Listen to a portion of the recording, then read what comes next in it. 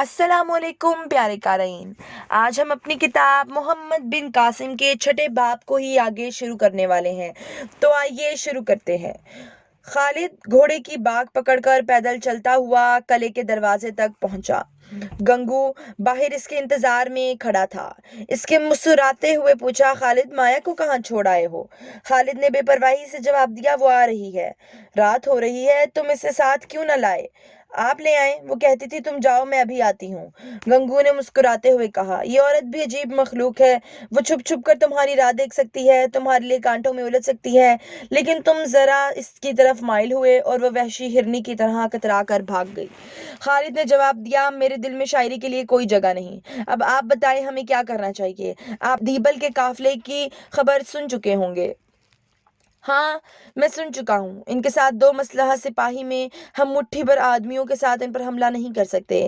میں جے رام کو یہاں لانے کی تجویز سوچ چکا ہوں۔ دیکھا، اس لڑکی کی باتوں میں آ کر نہ ہی جے رام کے متعلق اپنے خیالات بدل چکی تھی اور آپ بھی متاثر ہو رہے تھے۔ گنگو نے مسکراتے ہوئے جواب دیا، بیٹا تم مجھ سے زیادہ متاثر تھے۔ بہرحال مجھے اب یقین ہو چکا ہے کہ مایا معصوم ہے، اور اس کے باوجود آپ جے رام کو مایا کے قتل کی دھمکی دینا چاہتے ہیں۔ تمہارے ساتھیوں کو آزاد کرانے کی اس کے علاوہ اور کوئی صورت نہیں۔ لیکن اگر جے رام نے اپنے راجا کی خوشی پر اپنی بہن کو قربان کر دیا تو؟ مجھے ایسی امید نہیں، لیکن اگر جے رام اس قدر ذلیل ثابت ہوا تو مایا جیسی لڑکی کو ایسے ظالم بھائی کے ہاتھوں سے بچانا ہمارا فرض ہے۔ وہ خود بھی جے رام کی بجائے تمہاری پناہ کو ترجیح دے گی۔ چند دنوں تک تمہاری بہن سفر کے قابل ہو جائے گی اور ہم تمہیں مکران کی حدود کے اندر پہنچا دیں گے۔ لیکن یہ کیسے ہو سکتا ہے کہ ہم اپنے ساتھیوں کو مصیبت میں چھوڑ کر چلے جائیں؟ تم وہاں جا کر ان کی زیادہ مدد کر سکو گے۔ عربوں کے علاوہ سرندیب کے ملاحوں کو بھی قید رکھے جانے کی وجہ غالباً یہ ہے کہ تمہارے جہازوں کے لوٹے جانے کی خبر سندھ سے باہر نہ نکلے۔ اگر یہ خبر وہاں تک پہنچ گئی تو تمہاری قوم اسے خاموشی سے برداشت نہیں کرے گی۔ لیکن تم اس وقت تک نہیں جا سکتے جب تک کہ ناہید تندرست نہیں ہوتی۔ اگر جے رام ہمارے قابو میں آ گیا تو یہ ممکن ہے کہ ہم کم از کم زبیر کو آزاد کرانے میں کامیاب ہو جائیں گے۔ اگر یہ ہو سکے تو بہت اچھا ہوگا۔ میں عرب میں کسی کو نہیں جانتا۔ ممکن ہے کہ بصرہ اور دمشق میں میری آواز پر کوئی توجہ نہ دے، لیکن زبیر وہاں ہزاروں آدمیوں کو جانتا ہے۔ ہاں، آپ نے یہ نہیں بتایا کہ آج رات میرے ذمہ کیا کام ہے۔ گنگو نے جواب دیا، تم آرام کرو، لیکن مایا دیوی ابھی تک نہیں آئی۔ شاید وہ دوسرے راستے قلعے میں پہنچ گئی ہو۔ میں ابھی معلوم کرتا ہوں۔ یہ کہہ کر خالد بھاگتا ہوا قلعے میں داخل ہوا۔ تھوڑی دیر بعد اس نے واپس آ کر گنگو کو اطلاع دی کہ وہ اندر نہیں پہنچی۔ گنگو نے کہا، تم اسے کتنی دور چھوڑ آئے تھے؟ ان جھاڑیوں کے پیچھے کوئی 100 قدم کے فاصلے پر۔ تم نے اس کے ساتھ کوئی سخت کلامی تو نہیں کی؟ نہیں، لیکن اسے میری ہر بات پر آنسو بہانے کی عادت ہو چکی ہے۔ ہاں، میں ایک غلطی کر چکا ہوں۔ وہ کیا؟ میں نے اسے بتا دیا تھا کہ اس کا بھائی یہاں سے 4 کوس پر ہے۔ رات کے وقت اس جنگل کو عبور کرنا ایک عورت کا کام نہیں۔ یہ کہتے ہوئے گنگو اپنے ساتھیوں کو آواز دے کر بلانے لگا اور جنگل میں مایا کو تلاش کرنے کا حکم دے کر خالد سے کہا، میرے خیال میں وہ ابھی تک اس خاردار جھاڑی سے باتیں کر رہی ہوگی۔ تم اس طرف جاؤ، میں دریا کی طرف جاتا ہوں۔ مجھے اس پر شک نہیں، لیکن مایوسی کی حالت میں عورت کی توقع کے خلاف بھی بہت کچھ کر گزرتی ہے۔ میں جاتا ہوں، کہیں دریا کے کنارے ہماری کشتی اس کی تباہی کا باعث نہ ہو۔ خالد کے جانے کے بعد مایا کچھ دیر اس خاردار جھاڑی کے قریب کھڑی رہی۔ وہ کانٹے جو اس کے دامن کھینچ کر خالد کے ہاتھوں تک لے گئے تھے اس کے لیے مہکتے ہوئے پھولوں سے کم نہ تھے۔ وہ ان چند لمحات کا تصور کر رہی تھی جب خالد اس کے اس قدر قریب تھا۔ اس کے الفاظ اس کے کانوں میں گونج رہے تھے۔ وہ ایک کے بعد دیگرے زہر اور شہد کے گھونٹ اپنے حلق سے اتار رہی تھی۔ اس کا دل خالد کے متعلق متضاد خیالات کی رزمگاہ تھا۔ وہ کبھی اسے قہر و غضب کا پیکر مجسم اور کبھی اثار و محبت کا دیوتا خیال کرتی۔ تھوڑی دیر وہاں کھڑی رہنے کے بعد وہ اپنے دل پر ایک ناقابل برداشت بوجھ محسوس کرنے لگی اور چاند کی روشنی میں درختوں اور جھاڑیوں سے چھپتی ہوئی دریا کی طرف چل دی۔ دریا کے کنارے ایک کشتی کھڑی تھی، وہ کشتی جس نے انہیں سمندر سے یہاں تک پہنچایا تھا، جس پر سفر کرتے ہوئے اس نے پہروں آسمان کے ستاروں سے باتیں کی تھیں۔ اس نے کشتی کے ایک سرے پر بیٹھ کر نیچے پاؤں لٹکا دیے۔ پانی کی لہریں اس کے پاؤں کو چھو رہی تھیں۔ آس پاس جنگل میں گیدڑوں اور بھیڑیوں کی آوازیں آ رہی تھیں۔ مایا نے اپنے دل سے سوال کیا، اگر کوئی بھیڑیا اس طرف آ جائے تو؟ اور پھر خود ہی جواب دے دیا، اگر بھیڑیا آ جائے تو میں بھاگنے کی کوشش نہ کروں گی، میں کشتی سے اتر کر اس کے سامنے کھڑی ہو جاؤں گی، اور پھر جب وہ صبح کے وقت میری لاش دیکھے گا تو اس کی کیا حالت ہوگی؟ وہ کہے گا، مایا تم ادھر کیوں آئی؟ میں تو تمہارے ساتھ مذاق کرتا تھا، جانتا تھا تم بے قصور ہو۔ مایا مجھے معاف کر دو، میں نے تمہیں پہچاننے میں غلطی کی۔ نہیں نہیں، وہ شاید یہ نہ کہے، وہ کہے گا یہ دیوانی تھی، یہ پگلی تھی۔ ہاں میں سچ مچ پگلی ہوں، اس کے دل میں میرے لیے کوئی جگہ نہیں۔ وہ میرا دامن کانٹوں سے چھڑا رہا تھا اور میں سمجھ رہی تھی کہ مجھے دنیا کی بادشاہت مل گئی۔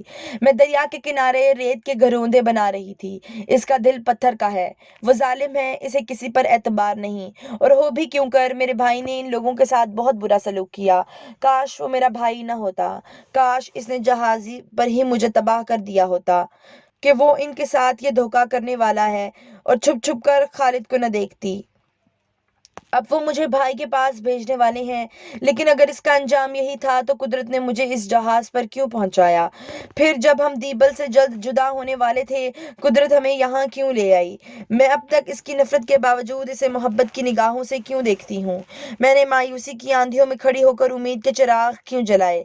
ہاں میں مجبور تھی، یہ میرے بس کی بات نہ تھی۔ میں اب بھی بے بس ہوں، میرا کوئی نہیں، میرا کوئی نہیں۔ میں اپنے بھگوان کو پکار چکی ہوں جس کی وہ دن میں 5 بار عبادت کرتا ہے، لیکن میرے آنسوؤں اور آہوں کے سوا کچھ نہیں، آنسوؤں اور آہیں۔ کاش میں پیدا ہی نہ ہوتی، کاش سمندر کی لہریں مجھ پر ترس نہ کھاتیں۔ مایا سر کو ہاتھوں کا سہارا دے کر دیر تک ہچکیاں لیتی رہی۔ کسی نے اس کے کندھے پر ہاتھ رکھتے ہوئے کہا، مایا۔ اس کے منہ سے ہلکی سی چیخ نکل گئی۔ اس نے مڑ کر دیکھا، گنگو اس کے قریب کھڑا تھا۔ اس نے کہا، بیٹی تم ڈر گئیں؟ اس وقت یہاں کیا کر رہی ہو؟ کچھ نہیں، تم رو رہی ہو، کیا ہوا؟ مایا خاموش رہی۔ گنگو نے پھر پوچھا، اس وقت ایسی سنسان جگہ پر تمہیں ڈر نہیں لگتا؟ سنو، چاروں طرف سے بھیڑیوں کی آوازیں آ رہی ہیں، چلو میرے ساتھ۔ مایا نے کہا، میں آپ سے ایک بات پوچھنا چاہتی ہوں۔ وہ کیا؟ آپ سچ مچ مجھے میرے بھائی کے پاس بھیجنے کا فیصلہ کر چکے ہیں؟ گنگو نے جواب دیا، میں اپنا فیصلہ بتانے سے پہلے تمہارا فیصلہ سننا چاہتا ہوں۔ بھگوان کے لیے مجھے اس کے پاس نہ بھیجیے۔ لیکن کیوں؟ میں بھائی کے پاس نہیں جانا چاہتی جس نے میری ماں کے دودھ کی لاج نہیں رکھی۔ یہ تم دل سے کہہ رہی ہو یا مجھے بنانے کے لیے؟ کاش آپ میرا دل چیر کر دیکھ سکتے۔ لیکن جے رام سے نفرت کی وجہ میں خالد سے اس کے متعلق سن چکی ہوں، اور اب مجھے اس کی دغا بازی کے متعلق کوئی شبہ نہیں۔ لیکن کیا یہ ممکن نہیں کہ ہم تمہیں تمہارے بھائی کے حوالے کر کے زبیر کے ساتھیوں کو آزاد کروا سکیں؟ اگر جے رام ایک دفعہ دھوکہ کر چکا ہے تو وہ دوبارہ موقع ملنے پر بھی ایسا ہی کرے گا۔ اسے کسی صورت بھی یہ معلوم نہیں ہونا چاہیے کہ میں آپ کے پاس ہوں، ورنہ وہ راجا کے سپاہیوں کو ساتھ لے کر جنگل کا کونا کونا چھان مارے گا۔ ناہید اچھی طرح چلنے پھرنے کے قابل نہیں ہوئی، آپ کے لیے اس کی حفاظت بہت مشکل ہو جائے گی۔ بیٹی تم اطمینان رکھو، جے رام کو تمہیں میرے قبضہ میں دیکھ کر سب مکاریاں بھول جائیں گی۔ اگر بعد میں اس کی طرف سے کوئی خدشہ بھی پیش آیا تو ناہید کے لیے میں ایک اور محفوظ جگہ تلاش کر چکا ہوں۔ تو اس کا مطلب یہ ہے کہ اگر اس نے آپ قیدی آپ کے حوالے کر دیے تو آپ مجھے اس کی سپرد کر دیں گے؟ بیٹی وہ تمہارا بھائی ہے، تم اس کے پاس جانے سے کیوں ڈرتی ہو؟ میرا دنیا میں کوئی نہیں، بھائی نے مجھے اپنے مقصد پر قربان کرنا چاہا اور میں آپ کے قبضے میں آ گئی۔ اب آپ مجھے بیٹی کہہ کر اپنے مقصد کے لیے پھر اس کے پاس بھیجنا چاہتے ہیں۔ میں اپنے بھائی کی طرح آپ کا فیصلہ بھی میرے لیے تقدیر کا حکم ہوگا۔ کاش میری تقدیر میرے ہاتھ میں ہوتی، کاش مجھے اس دنیا میں اپنا راستہ تلاش کرنے کا حق ہوتا، لیکن میری پسند اور ناپسند کی کوئی معنی نہیں۔ میں اس طوفان میں ایک تنکا ہوں جسے ہوا کا جھونکا جس طرف چاہے اڑا کر لے جا سکتا ہے، میرا ہونا نہ ہونا برابر ہے۔ گنگو نے کچھ سوچنے کے بعد کہا، اگر یہ معاملہ تمہاری پسند پر چھوڑ دیا جائے تو تم کیا کرو گی؟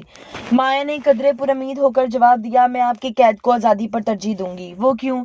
میں ناہید کو بیماری کی حالت میں چھوڑ کر نہیں جانا چاہتی۔ مایا میں ایک سوال پوچھتا ہوں، سچ کہو تمہیں خالد کے ساتھ محبت ہے؟ مایا نے آنکھیں جھکا لیں۔ اس نے پھر کہا، مایا میرے سوال کا جواب دو۔ وہ بولی، لیکن آپ یہ کیوں پوچھتے ہیں؟ اس لیے کہ شاید اس سوال کا جواب پوچھ کر میں تمہارے لیے کوئی بہتر فیصلہ کر سکوں۔ مجھے معلوم نہیں، لیکن میں صرف یہ جانتی ہوں کہ میں ان کے بغیر زندہ نہیں رہ سکتی۔ تم یہ بھی جانتی ہو کہ تمہارے متعلق اس کے شکوک ابھی تک رفع نہیں ہوئے۔ اس کا دل سمندر کی چٹانوں سے زیادہ سخت ہے۔ میں تمہیں بیٹی کہہ چکا ہوں، آج سے تمہارا سکھ میرا سکھ اور تمہارا دکھ میرا دکھ ہوگا۔ میں یہ نہیں چاہتا کہ تم کسی دن اسے اپنا بنا لینے کی امید پر سب کچھ قربان کر دو۔ ممکن ہے اسے تمام عمر تمہاری نیک نیتی کا یقین نہ آئے۔ اپنے متعلق اس کے خیالات بدلنے کے لیے تمہیں بہت بڑی قربانی دینی پڑے گی۔ میں ہر قربانی کے لیے تیار ہوں، لیکن مجھ سے ہمیشہ کی جدائی برداشت نہیں ہو سکتی۔ تمہیں بھائی کا خیال تو نہیں ستائے گا؟ राजा के टुकड़े खाने के बाद वो मेरा भाई नहीं रहा। मुझे इससे कोई हमदर्दी नहीं। गंगू ने कहा, मैं इसे एक तरीके से यहाँ लाना चाहता हूँ। इसकी सूरत देखकर तुम्हारा दिल पसीज तो न जाएगा? इसने अपने मोहसिनों से दगा की है। अगर इसकी सजा तुम पर छोड़ दी जाए तो तुम इसके साथ क्या सलूक करोगी?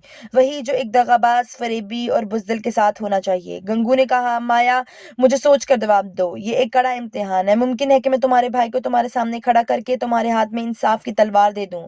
मैं सोच चुकी हूँ। मैं इसे रहम का मुस्तहिक नहीं समझती। गंगू कुछ कहना चाहता था, लेकिन झाड़ियों के पीछे से खालिद की आवाज आई। माया, माया, तुम कहाँ हो? गंगू ने माया से कहा, तुम कश्ती में छुप जाओ और जब तक मैं न बुलाऊं बाहर ना आना। माया ने कुछ सोचे समझे बगैर इसके हुक्म की तामील की। गंगू कश्ती से उतरकर दरिया के किनारे खड़ा हो गया। खालिद ने फिर आवाज दी और इसने कहा, खालिद, मैं इधर हूँ। तो लीजिए क़ारीन, आपका और हमारा सफ़र आज यहीं पर इख्तिताम पज़ीर होता है। कहानी के साथ जुड़े रहने के लिए हमारे चैनल को लाइक कीजिए, सब्सक्राइब कीजिए और शेयर करना मत भूलिए।